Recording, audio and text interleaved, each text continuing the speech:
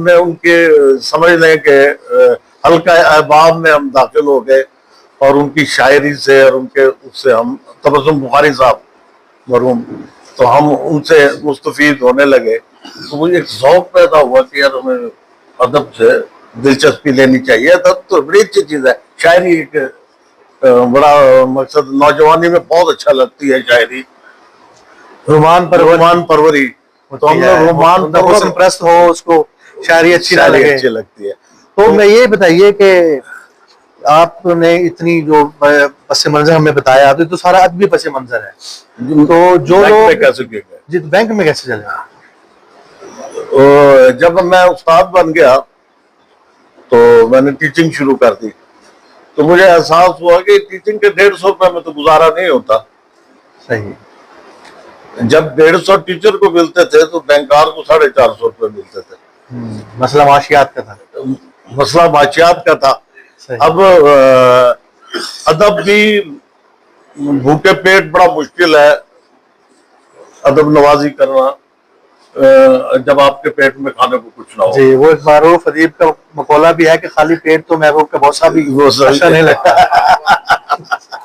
तो वो पेट की खातिर हमने बैंकिंग का शुबा ज्वाइन किया, और बैंकिंग में जब हम बैंकिंग में चले गए तो फिर उससे पहले मैं एक आजकल तो खत्म हो गया, उर्दू फाजिल के नाम से एक डिग्री हुआ करती थी, उर्दू फाजिल।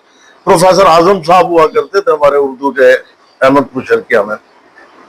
मुझे इफ्तिखार अजहर साहब को, एक खालिद आज साहब थे, फौत हो गए, उनको। अच्छा, मैं आपको इंटरप्ट कर रहा हूँ, आप इसको ना माइक समझें, ये परेशान ताकि आवाज सीख जाती रहे लोगों तक। तो वो प्रोफेसर आजम साहब ने हमें उर्दू फाजिल की रगबत दिलाई और हमने उर्दू फाजिल कर लिया।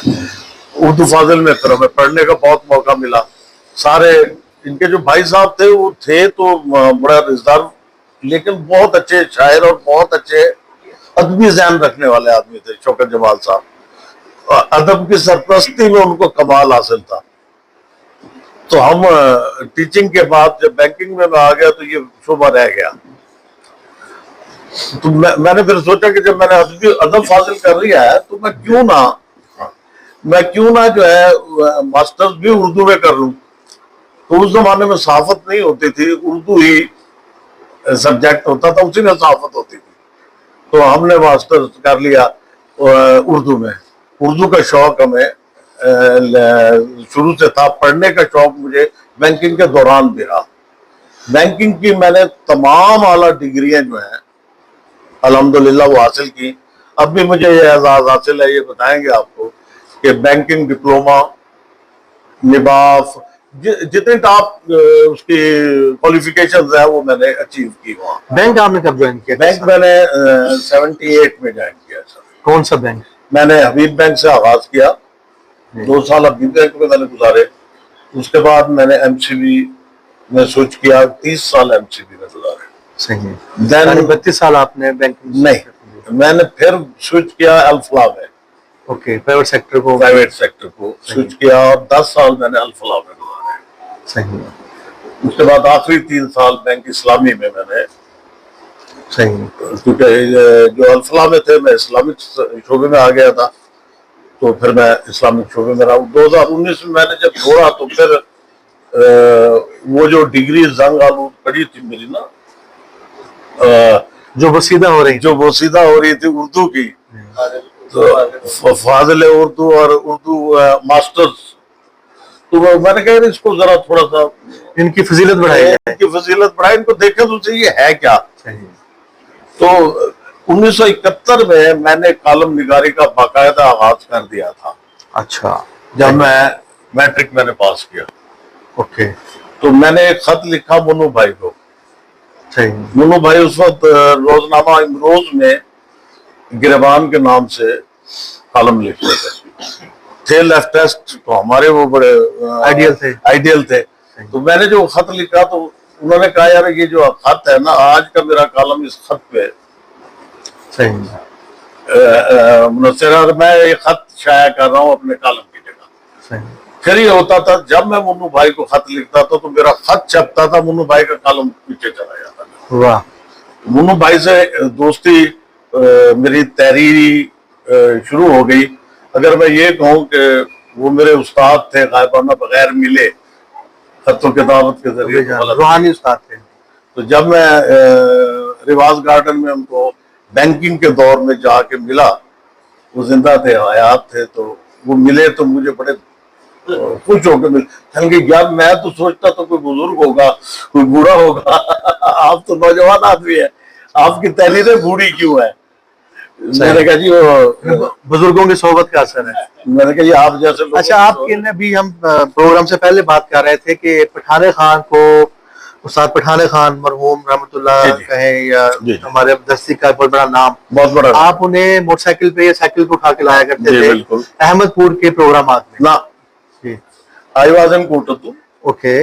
मेरा मैट्रिक के कुछ अर्सा मैंने वहाँ स्टडीज की है, मैं वहीं रहता था, मेरा ददियाल वहाँ है, सही, दनियाल ददियाल वहाँ है। पठाने खान और हमारी दीवारें मुश्तरक है, सही। हमारा घर और पठाने खान का घर मुश्तरक है। पठाने खान पे मैंने एक बहुत बड़ा आर्टिकल लिखा है जो शाया भी हुआ है, उसमें आपको पता लगेगा।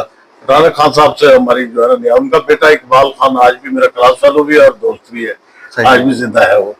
तो वहाँ जब मुशायरे होते थे तो हम नौजवान थे, तो हमारी ड्यूटी ये होती थी कि पठाने खान को साजो सामान समेत लेके आना है। सही, ठीक। तो वो मुशायरे में अपना कलाम पेश करते थे, पेश करते थे अपना, सही। जिसे कहना चाहिए दौड़े और काफिया, आफाना आफाना कलाम वो पेश करते थे। आपका खानदानी पस मंजर क्या? मेरे